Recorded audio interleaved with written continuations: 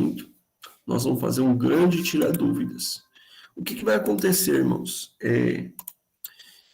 Além da aula de hoje, que é um tira-dúvidas do Novo Testamento, eu vou pedir um favor para vocês. Eu vou fazer uma viagem, eu vou trabalhar em Pirapora. Eu vou trabalhar durante 2 semanas em Pirapora. Durante 2 semanas em Pirapora, se o senhor permitir, vai ser assim. E eu vou trabalhar à noite. E aí, o que ocorre? Os irmãos vão ter a matéria de Geografia Bíblica e Costumes Bíblicos, que é 2 segundas-feiras com o nosso professor, irmão Judá. Então, para poder casar o término do Novo Testamento com a Geografia Bíblica e Costumes Bíblicos, segunda-feira que vem nós teremos um aulão. O que é o aulão? Eu vou abrir uma caixa de perguntas, irmãos, aqui mesmo, e o irmão vai chegar lá na igreja do irmão, da irmã, e falar assim, qual que é as dúvidas que vocês têm aí? E vai fazer tudo. Aí nós vamos fazer aquela aulão, assim, tirar dúvida grandão. Tudo, todos os temas, de Apocalipse, a política, de eclesiologia, a predestinação, vamos fazer tudo, beleza? Essa aula de tirar dúvidas de todos os temas, aberto. Qualquer tema aberto. Tá bom, irmãos? Aí vai ser essa aula. Os irmãos vão ganhar mais 1 semana para terminar as atividades do Novo Testamento. Mesmo que a data esteja expirando na próxima sexta-feira, os irmãos vão ganhar mais 1 semana a mais. E aí a gente vai poder casar. Fico 15 dias em Pirapora. O irmão Judá dá aula para os irmãos. Quando eu voltar, a gente entra em hermenêutica para entrar nas doutrinas, que é teologia sistemática. Aí nós vamos estar chegando no meio do curso. Olha que beleza. Olha que maravilha. Glória a Deus. Glória a Deus. Glória a Deus. Amém, meus irmãos? Vamos convidar aqui a nossa irmã Ana Luísa para orar. Enquanto ela ora, nós vamos começar respondendo algumas questões enviadas pelos santos. Ana Luísa, você está entre nós?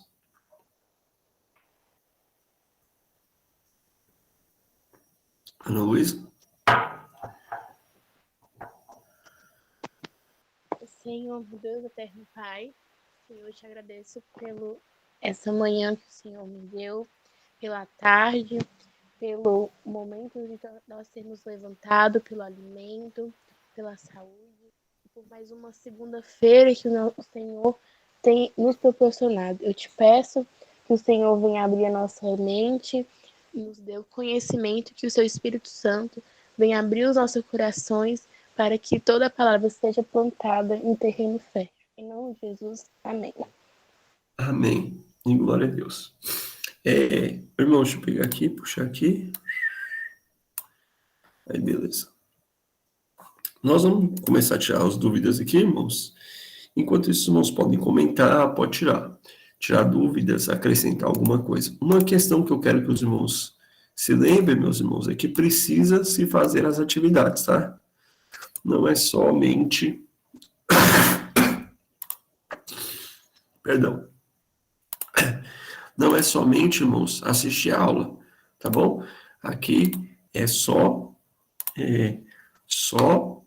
a gente acrescentar um pouco de conhecimento, mas não pode, tem que fazer as atividades, certo? Então, vamos aqui, tem 8 perguntas. Se tiverem mais perguntas, os irmãos podem ir mandando. Primeira pergunta, irmãos, por que havia um altar ao Deus desconhecido em Atenas? Então, vamos lá. Aqui, vamos para o texto bíblico, Atos dos Apóstolos. Paulo em Atenas. Aqui.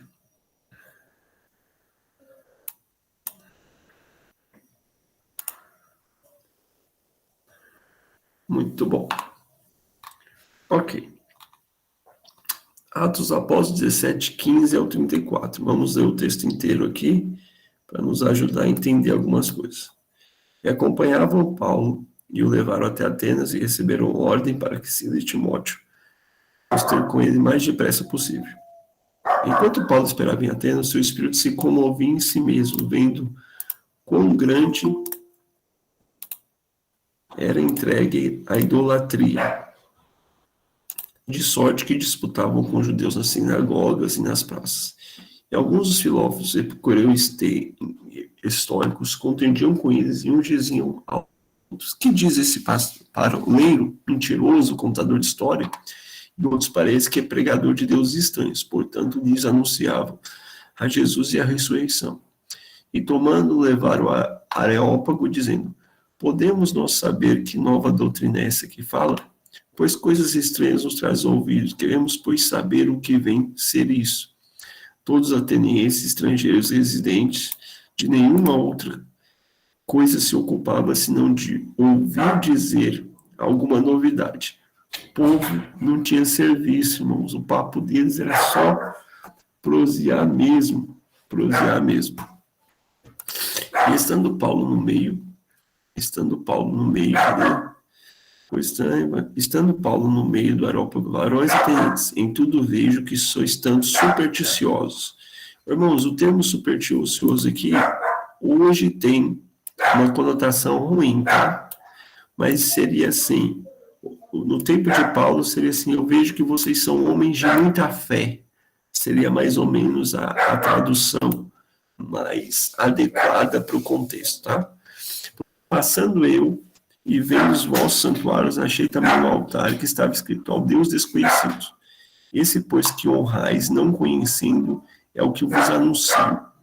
O Deus que fez o mundo e tudo que nele há, céus e terra que neles habitam. Nem tão pouco servido por mãos de homens, parará. E aqui vem um discurso do apóstolo Paulo. E esse discurso, irmão, ele é feito para rebater diretamente esses dois filósofos aqui, os epicureus e os estoicos, tá bom?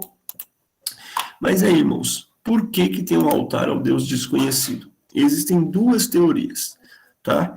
Eu vou apresentar a primeira e depois a segunda. A primeira é a que eu mais acredito. A segunda é a que eu mais acredito. A primeira teoria, um dos pais da fé, se eu não acredito que é Clemente, diz que anos atrás, tipo 200 anos antes de Paulo passar por lá, houve uma praga muito grande das ovelhas, e as ovelhas estavam morrendo, e aí tinha um judeu estava lá em Atenas, e ele falou assim: vamos prender todas as ovelhas, deixar elas 3 dias sem comer, e quando a gente soltar, a gente vê as que forem comer estão saudáveis, as que não forem comer estão doentes, então a gente mata todas as que não for comer, que a gente vai acabar com a praga. E assim fez. Terminando isso, o judeu fez um altar e sacrificou a Deus. Como as pessoas não conheciam o Deus dele, colocou: esse é um altar ao Deus desconhecido. Essa é a primeira teoria, certo? A segunda teoria, meus irmãos, é a teoria que é mais aceita por alguns, que os atenienses eram tão supersticiosos, que eles fizeram um altar. Havia um altar para Apolo, o deus Sol.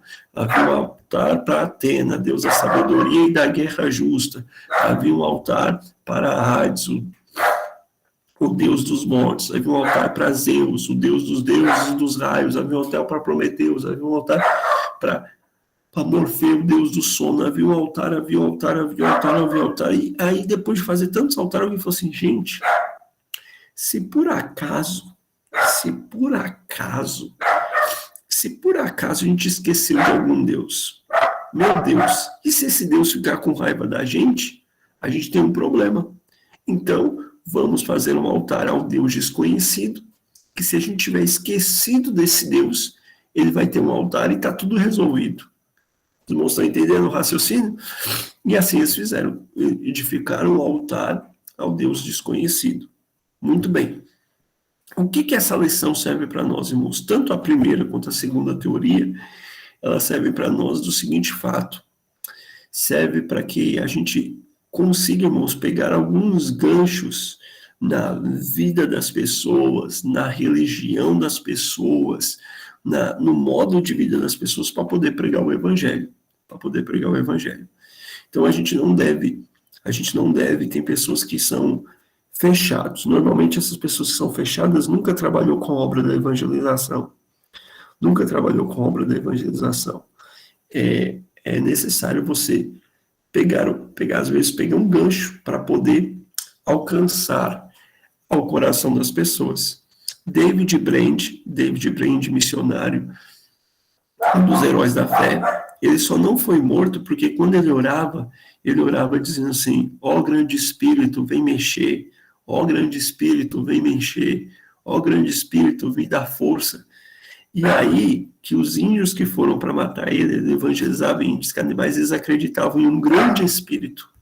Ele falou assim: olha, esse homem está clamando ao grande Espírito, então a gente não vai matar ele porque está clamando ao grande Espírito. E essa ideia do grande Espírito foi que David Brain usou para começar a pregar que existe um grande Espírito que enviou o seu filho. Aí pronto, evangelho na mesa. Os irmãos estão entendendo, irmãos? Os irmãos estão entendendo? Amém? Amém? Glória a Deus. Só que isso, irmãos, tem que estar dentro dos limites bíblicos. Tem gente que é fora de série, né? A pessoa, não, para eu alcançar as pessoas eu preciso, né? Eu preciso fazer tudo para alcançar as pessoas. Bem, isso não. Isso aí, irmãos, é a porta, é o gancho. O pastor Paulo, presidente de honra das Assembleias de Deus, uma vez foi pregar num lugar muito católico e a mensagem dele foi assim: obedecer a Maria. Obedecer a Maria. É a pregação dele. Ele pregou que Maria sempre mandava obedecer a Jesus. Aí pregou sobre isso. Outro pregador foi pregar na praça e viu 3 grandes cruzes na praça. E ele pregou sobre as 3 grandes cruzes que a pessoa que a pessoa vai encontrar. E ele falou sobre a cruz do ladrão impenitente, a cruz do ladrão arrependido e a cruz do Salvador. Então, irmãos, assim, sempre tem um jeito de chegar ao evangelho. Todos nós temos que ter, tá? Esse afã evangelístico, todos nós temos que ter esse desejo evangelístico. Então, mas fica... Quem tem essa consciência de que precisa ter esse afã evangelístico, pega qualquer coisa para virar motivo de pregação. Amém? Vamos lá. Alguém quer acrescentar, comentar esse ponto? Vou pegar mais um pouco de café.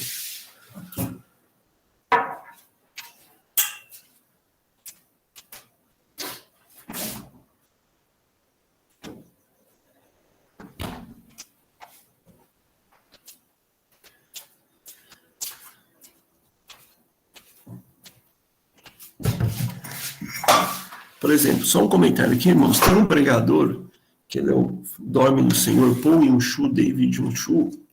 Ele tem a maior igreja evangélica do mundo. Enorme. E aí, no começo, quando a igreja dele começou a crescer muito, as pessoas criticavam muito ele, porque diziam que ele deturpava o evangelho. Só que, como no sul da Coreia as religiões são mais filosóficas, diferente na Coreia do Sul e na Ásia, ele começava pelo princípio das pessoas. Eles sempre começavam acreditando em positividade. Tudo deles é positividade, E ele pegava disso para chegar no evangelho. Então, se você ouvir a mensagem dele, algumas mensagens dele sem entender o contexto, e ele sempre leva para a cruz, ele sempre acaba na cruz, pregando redenção, pecado, pregando as doutrinas, né? Mas o gancho dele é sempre essa, mentaliza a fé, diferente do que nós temos aí na Evangelho da Prosperidade. E ele pegava isso como um gancho para poder fazer um paralelo. O apóstolo dos pés sangrentos se vestia como um monge, andava no costume dos monges para ser confundido com os monges e pregar o evangelho. Então, assim, irmãos, esse é o afã evangelístico. Agora, o que eu não posso é pecar. Não, vou fumar uma maconha ali para pregar para os maconheiros, vou beber um vinho para pregar para os vinhos, vou roubar para pregar para quem rouba, vou prostituir, vou escandalizar para pregar para quem escandaliza, tá bom? Pergunta número 2. Abri uma janela aqui, tá? Cancelar, abrir uma guia. Cancelar. Cadê a janela? Aí eu fechei. Fechei não. Ah. Calma aí, irmão. Só adequando aqui. Agora sim. Cancelar. Abrir uma janela. Aí. Pergunta número 2. O que Pedro quis dizer quando falou... Os irmãos estão vendo minha tela? Que Jesus pregou os espíritos em prisão. Ha, ha. Difícil coisa tu pediste, jovem varão, jovem varão. O que Pedro disse dizer quando pregou os espíritos em prisão? Então vamos lá. Deixa eu parar aqui e compartilhar a tela inteira que fica melhor. Aqui, tela inteira. Então vamos lá, irmãos. De novo, irmãos, nós estamos no curso teológico. Eu não estou aqui para defender a minha visão teológica. Eu estou aqui para apresentar para os irmãos as visões. E ao longo do tempo os irmãos vão acrescentando. Então vamos lá. Jesus pregou aos espíritos em prisão. 1 Pedro 3. 1 Pedro 3. Vamos lá. Ok? Então, aqui.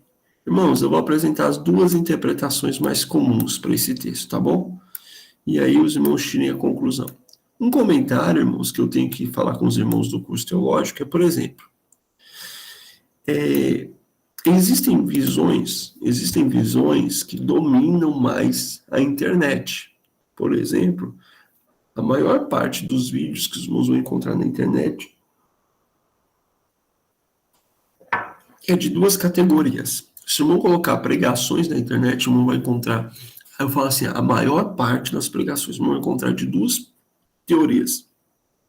O que invade a internet? O irmão vai encontrar calvinistas, a maior parte presbiterianos, e vai encontrar, irmãos, eu não gosto nem de chamar de pentecostal, porque eu sou pentecostal, mas vai encontrar pessoas assim que beram neopentecostalismo, ok? E aí as pessoas acabam tendo mais familiaridade com aquilo que parece ser mais bíblico. Então, por exemplo, existem pessoas, uma vez eu fui conversar com um irmão que tinha intenção de membrar com a gente, que para ele, Augusto Nicodemos era Deus, era o apóstolo do Senhor na terra. O que ele falava, a interpretação de Augusto Nicodemos, era a interpretação bíblica. E ponto final. E aí, irmãos, a gente tem que entender que para esses textos que não são textos de primeira ordem, nós vamos estudar a teologia sistemática, que existem várias interpretações, e que não quer dizer que um seja herege por interpretar assim. Mas vamos lá, ó. O texto. 1 Pedro 3. Antes afircai, tendo boa consciência, porque Cristo também, no qual também, aqui, vamos lá. Esse texto aqui.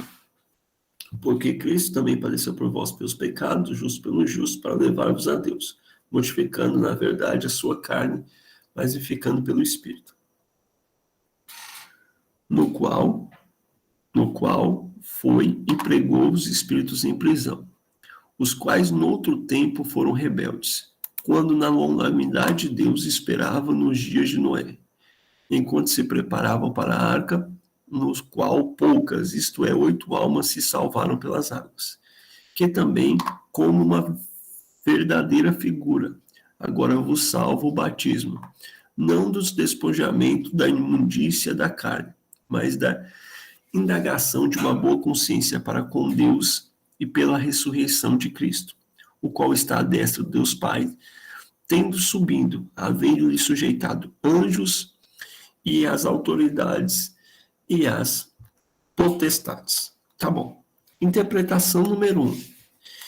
No qual pregou os espíritos que estavam em prisão, irmãos, é uma referência ao Espírito de Cristo, que estava sobre Noé, quando Noé pregava para salvar as pessoas.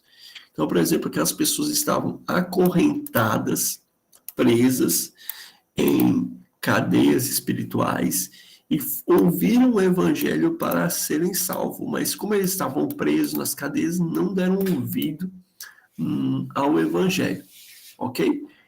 Essa é uma interpretação. Os irmãos entenderam? Então, isso aqui seria uma interpretação simbólica. Seria uma interpretação simbólica. De que, na verdade, o Espírito de Cristo, pelo seu Espírito, estava sobre todo mundo pregando as cadeias e prisões. Eu estou falando baixo. Os irmãos entenderam a primeira interpretação? Sim ou não? Sim? Ok? Segunda interpretação, irmãos. A segunda interpretação diz o seguinte: Jesus desceu às partes baixas da terra e pregou àqueles que esperavam como Redentor. Como é que funciona o seguinte? Se nós lermos a parábola do rico e do Lázaro, o inferno está do lado, o Hades está do lado do paraíso, certo? Um do lado do outro, ok? E ali no paraíso, no seio de Abraão, estava Abraão, estava o Lázaro, e estava todos os santos, ok? Então, esse versículo diz que Jesus desceu e pregou aqueles que estavam em prisão. Não prisão eterna, mas a prisão de ainda não ver a Cristo, de não ver a redenção. E o Senhor se anunciou a eles e acabou com o pacto do Antigo Testamento. Beleza? Esse tema aqui, irmãos, tanto um ponto de vista quanto o outro, aqui eu só estou explanando para os irmãos, tanto um ponto de vista como o outro, irmãos, ele demoraria horas para defender um quanto o outro, tá bom? Mas, de qualquer forma, tem esses dois pontos de vista. O Espírito do Senhor estava sobre o Senhor, e o Senhor pregou sobre os profetas, sobre Noé ao longo da história, ou o próprio Cristo desceu e se apresentou. Normalmente eles usam um versículo assim: eu sei que o meu Redentor vive e em breve ele se levantará, e mesmo em cadeias, Jó diz, eu verei o meu Senhor. Então eles pegam esses versículos e outros para definir essa segunda visão. Aqui eu creio, irmãos, vai ficar para o dia que eu estiver explanando Pedro, eu apresento para os irmãos. Deu para entender? Sim? Não? Sim, não, não. E por que eles dizem que Deus fez isso? Porque depois a gente vê Jesus levando o nosso querido irmão, o preso lá da cruz, para o céu. Então existe uma mudança de rumo após a morte. Mas isso aqui, irmãos, é um tema muito pesado. Todos concordam que esse é um dos textos mais difíceis da Bíblia. Erroneamente, pessoas usam ele para pregar a evangelização pós-morte, que chama perseverança total ou perseverança universal, que Deus persevera por todos até a morte, certo? Mas isso aí é uma heresia. Então tem essas duas linhas de teologia muito bem consolidada. Essa linha dos espíritos em cadeia é mais uma linha presbiteriana. Essa linha de Jesus descer aos espíritos e anunciar que ele é o Redentor é uma linha mais batista. E aí os irmãos decidem ao longo dos estudos dos irmãos. Amém? Muito bem. Até aqui tranquilo? Tranquilo? Pergunta número 3. Por que a Bíblia diz que Jesus Cristo é o primogênito de toda a criação, se ele não foi criado? O grego, primogênito de toda a criação. Colossenses.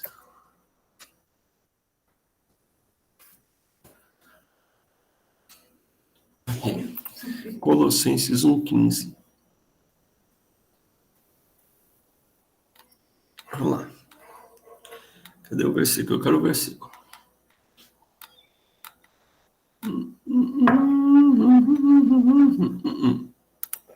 Não quero comentário, eu quero a Bíblia. Colossenses 1,15.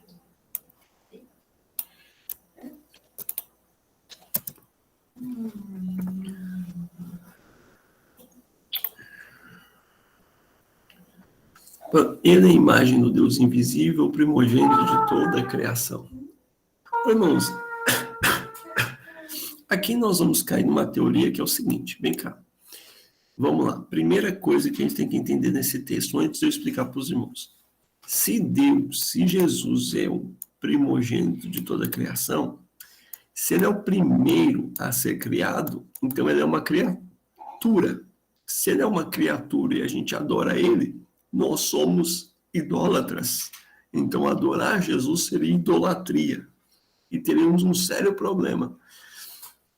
Se Jesus é criatura e ele é criatura e a gente adora ele, além de ter idolatria, nós temos um outro problema. O próprio Jesus é mentiroso, porque ele diz que ele é Deus de Deus. Então, nós, além de estarmos adorando uma criatura, nós estaremos adorando uma criatura mentirosa. E aqui eu ponho aspas bem grandes, tá, irmão? Pelo amor de Deus, misericórdia. O Senhor é santo, verdadeiro, justo e fiel. Certo? Ok? Qual seria a melhor tradução para isso aqui, irmãos? Por causa desse texto, em um estudo não adequado do grego, rolou uma briga de 300 anos na igreja primitiva. Mas no lugar de primogênito, irmãos, primogênito vem a ideia de primeiro, né? No lugar de primogênito, a gente podia colocar aqui, traduzir simplesmente como o príncipe de toda a criação. Porque tudo foi criado dele, através dele. Vamos ver o capítulo todo aqui, ó. Pois ele nos resgatou do domínio das trevas, transportou o reino da sua luz, em quem temos a redenção. Pois nele temos a redenção, e a saber, o perdão dos nossos pecados. Ele é a imagem do Deus imortal, o príncipe de toda a criação, o primogênito da criação, pois nele foram criadas todas as coisas, no céu, na terra, invisíveis, enxertor, potestade. Ele é antes de todas as coisas, e nele tudo subsiste. Ele é o cabeça do corpo, que é a igreja, o princípio e o primogênito dentre os mortos, para que em tudo tivesse a supremacia. Aqui, irmãos, o apóstolo está exaltando o principado de Cristo, colocando Cristo em primeiro lugar de todas as coisas possíveis. São muitas palavras de primazia apresentadas nesse texto.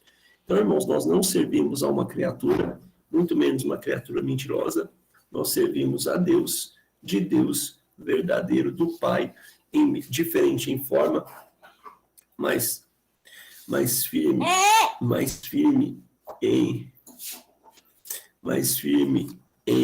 mais igual em substância, certo?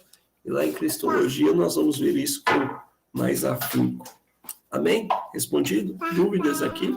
Dúvidas aqui, dúvidas aqui, dúvidas aqui, dúvidas aqui, dúvidas aqui? Vamos lá, beleza.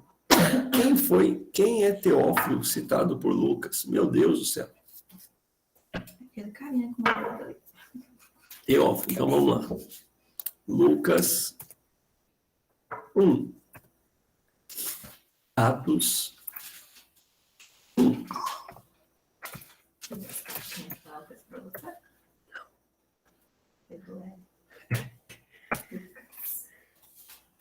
Lucas 1. Atos 1. A mesma tradução para dar a ênfase. Então vamos lá, irmãos. Olha aqui. Tendo por empreendido, por em ordem a narração dos fatos que entre nós se cumpriu, segundo transmitiram os mesmos presenteados dos específicos foram ministros pela palavra.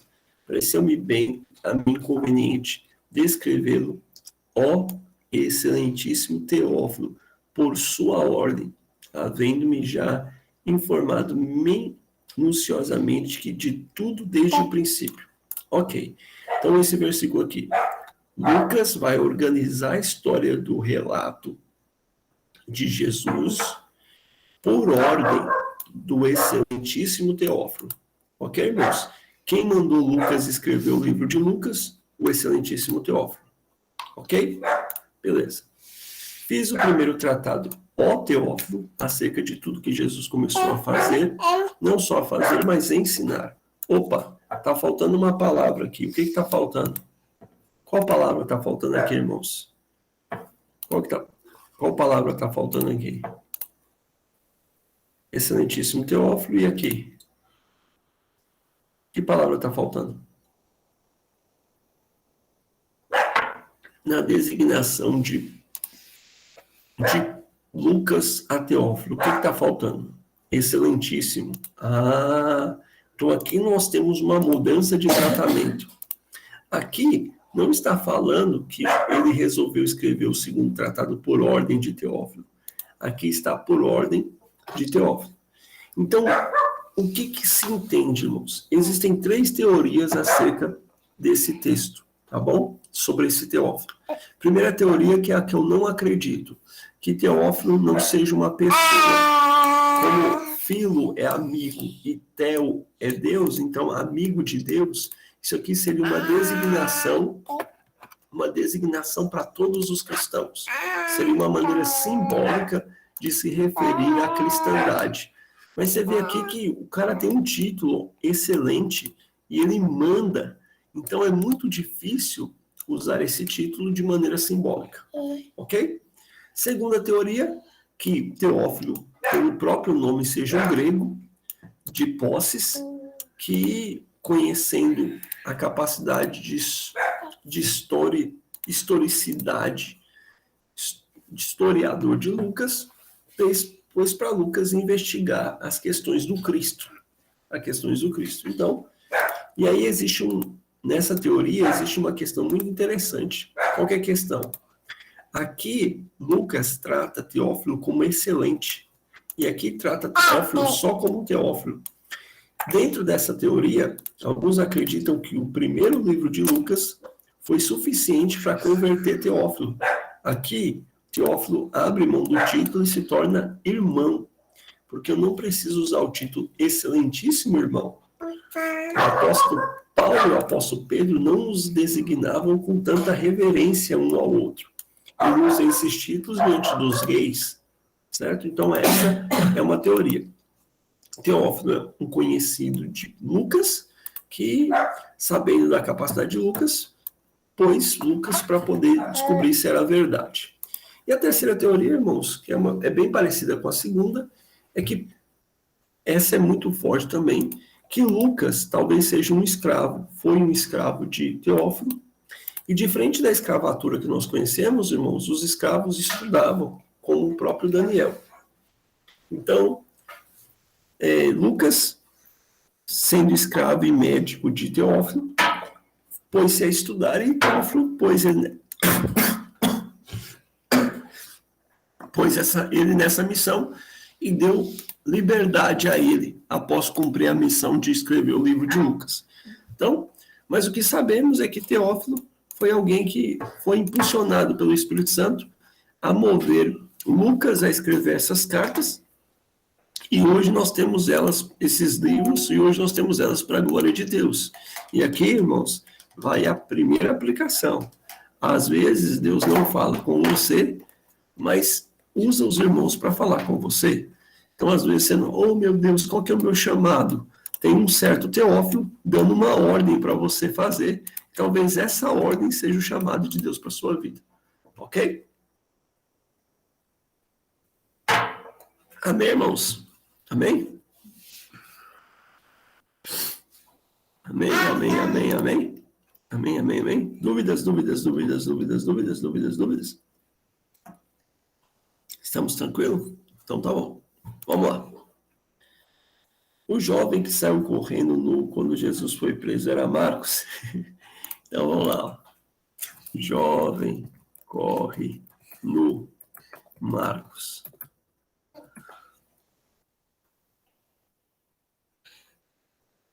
Marcos quanto? Marcos 15, Marcos 14, 51.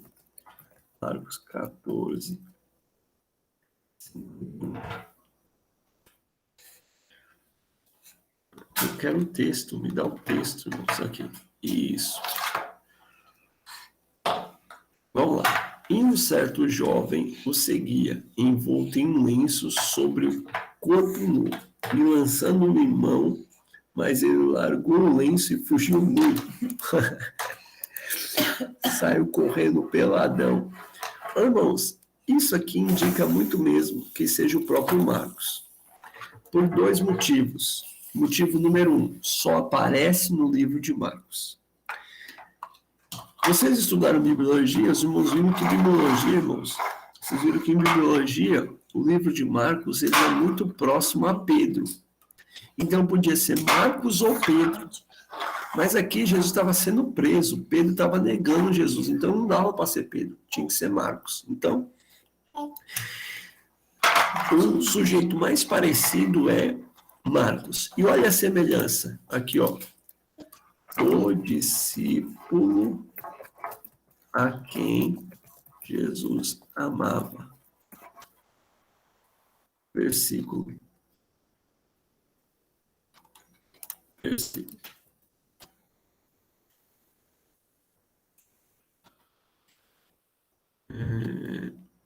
Aqui, João 21, 7. Aqui, 21, 7. Diante disso, o discípulo a quem Jesus amava disse a Pedro: é o Senhor? Assim o Simão ouviu que era o Senhor e vestiu sua túnica, pois havia tirado e lançado ao mar. Aqui, ó.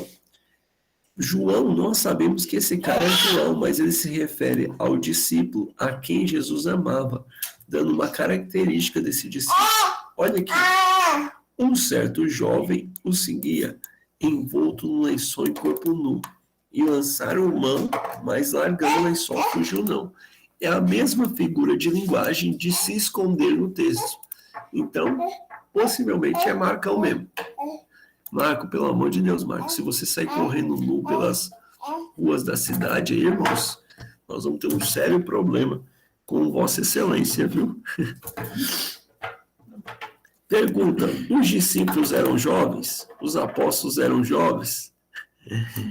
E aí, irmãos, o que esses irmãos acham? Essa aqui é fácil. Os apóstolos eram jovens? Imagino que todos tinham aproximadamente a idade de Jesus. Os apóstolos eram jovens, irmãos? O que os irmãos acham? Kézia diz que não. O que os irmãos acham? Eu acho que sim. Os apóstolos eram jovens? Vamos lá.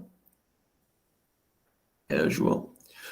Bom, irmãos, quando a gente olha alguns traços, alguns sim. Irmão, quando a gente olha alguns... Primeiro que a gente tem que entender, irmãos, que a juventude no tempo de Jesus não é essa juventude que nós temos, não, a definição de juventude. Mas que a gente olha para alguns traços. Por exemplo, Pedro era casado. Pedro e André tinham um barco. Então eles já tinham idade suficiente para ter um barco. E um barco não era coisa barata. João e Tiago também.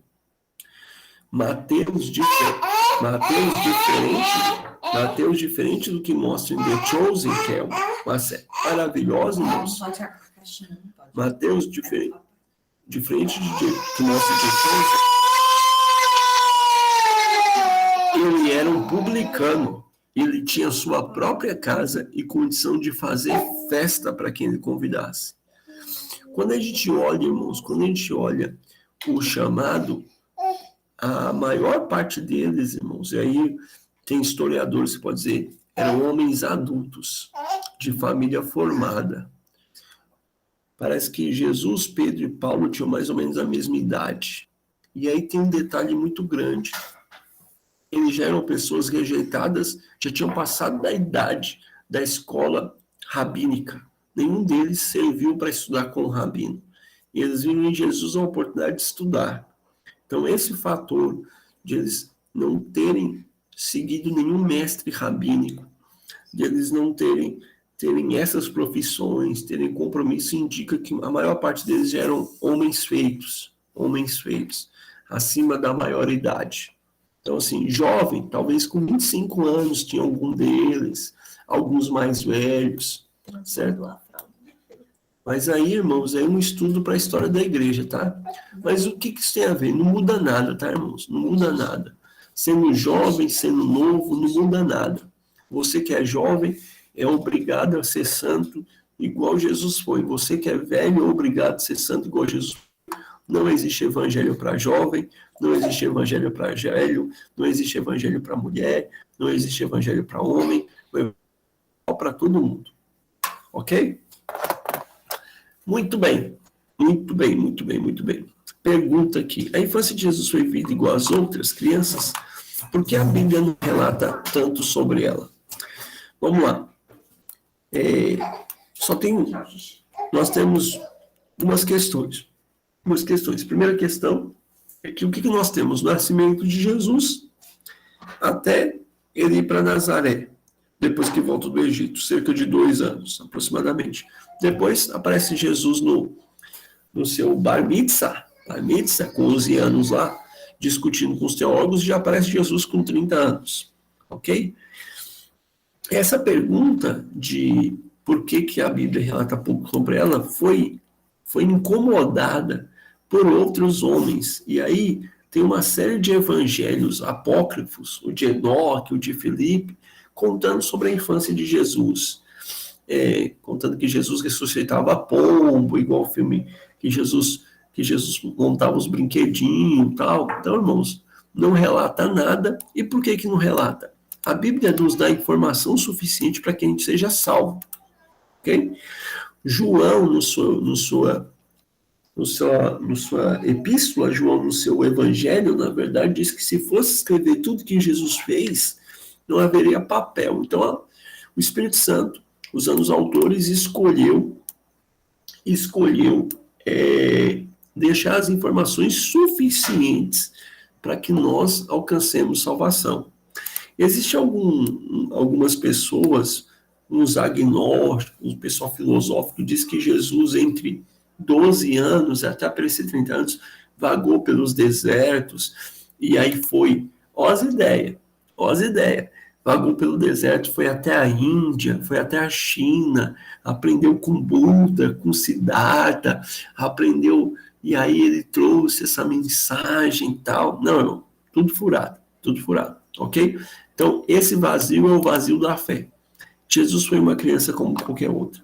Jesus foi corrigido, Jesus foi educado, Jesus sofreu, Jesus quis e não teve, Jesus ficou doente, tudo. Foi uma criança igual a outra, porque Hebreus 4 diz que ele, para ser o sumo sacerdote, ele teve que padecer por tudo. Então, Maria pôs Jesus de castigo, certo? Pastor, mas vem cá, você está falando que Jesus pecou? Não, Jesus não pecou, mas Jesus, como criança, tinha que aprender. Então, por exemplo, Jesus não nasceu sabendo que tinha hora para comer. Então, ele não pecou, porque, olha, Jesus, você vai ficar de castigo porque você está comendo fora da hora, entendeu? Não é pecado, ele não sabe, ele está aprendendo, entendeu? Então, vou falar, minha filha agora foi limpar a fralda, pronto, ela é uma pecadora porque ela faz cocô na fralda. Não, irmãos. Então, Jesus teve uma infância igual a de todas as outras crianças. Prova disso, que os irmãos de Jesus não acreditavam que ele era o Messias, porque a criação foi igual, o formato foi igual, foi tudo igual. Então, assim, não, mas esse cara foi criado igual a gente, por quê? Por quê? Certo? Amém? Amém, irmãos? Glória a Deus. Vamos lá. Essa aqui eu vou revelar o nome. Enos, eu não entendi essa, sobre a nova perspectiva em Paulo. Deixa eu pesquisar aqui. Nova perspectiva em Paulo. Como assim? Eu queria entender isso aqui, irmãos.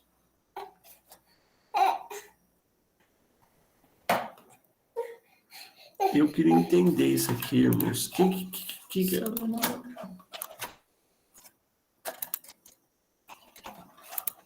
Nova perspectiva. Vamos ver aqui no Wikipedia, o resumão aqui dessa doutrina. Cadê? Passa aí. Vamos lá. Nova perspectiva. Nova perspectiva para a teologia nova perspectiva se opõe à perspectiva tradicional adotada. Perspectivas mais aceitas. As pessoas foram influenciadas por visão luterana, calvinista. Talvez depois. Deixa. Paulo divulgaria a justificação pela fé em Cristo, não a justificação pelas obras da lei. Depois, pelo modo, as obras dos cristãos não seriam relevantes para a salvação. Segundo os Efésios 9, teria as obras em geral, mas apenas as opções. Moça, eu já encontrei com um camarada desse. Já encontrei. Ô, irmãos, vem cá. As heresias elas nunca são novas, irmãos. Vou até fechar aqui.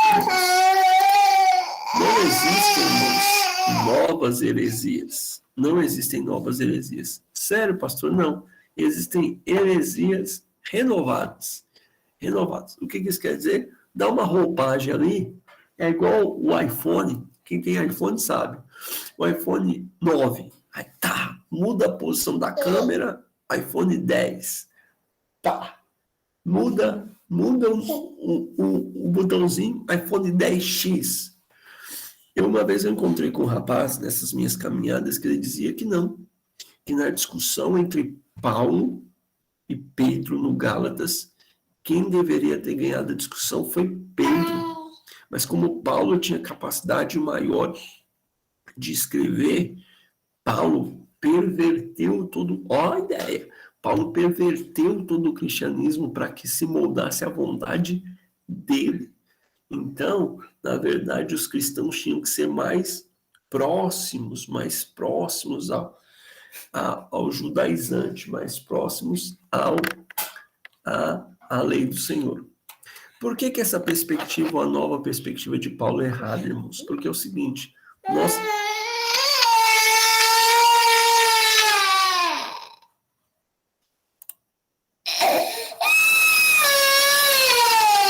teríamos, meus amados irmãos, Briana, querendo participar. Nós queríamos. Não precisa. Vamos. Calma aí. Nós teremos que considerar, irmãos, que a graça é insuficiente. Temos que levar em consideração, irmãos, que a graça é insuficiente, que precisaria de um pouquinho das obras para que sejamos salvos. E é muito diferente do que vem sendo pregado em todo o Evangelho. Em todo o Evangelho. Se a gente desconsiderar os escritos de Paulo e ler as demais epístolas, ler os Evangelhos, ler Atos, ler Apocalipse, ler Judas, nós vamos chegar às mesmas conclusões, irmãos. O justo viverá da fé. Então, essa nova perspectiva, irmãos, é um nome muito bonito para poder enrolar a gente. E, no final das contas, as pessoas não querem um Salvador. Não querem um Salvador.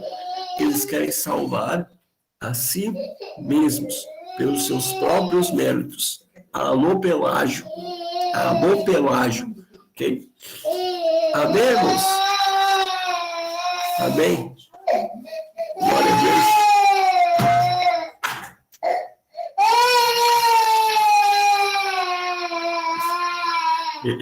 Glória a Deus, irmãos.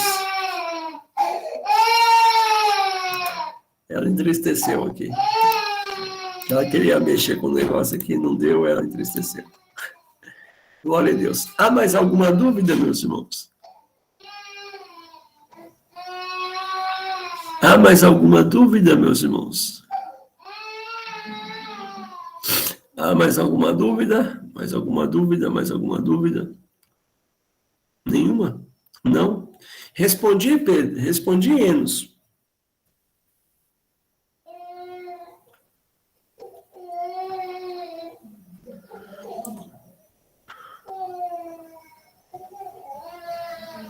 Amém.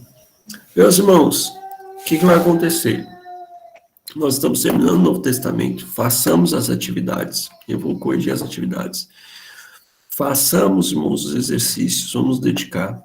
Amanhã vai abrir uma outra caixa para dúvida geral. Dúvida geral. Dúvida geral. Cristão pode fazer tatuagem? Pode fazer tatuagem. Cristão político? Cristão pode ser político? Cristão... você passou a ouvir música do mundo? Pastor, o que você acha de tal pregador? Tal. Geral. Geral. Tá bom? Pergunta, enche para motivar o debate, tá? E aí nós vamos fazer essa engrenagem para ganharmos uma segunda-feira. Os irmãos não vão ter o curso estendido, eu vou compensar isso em outras matérias.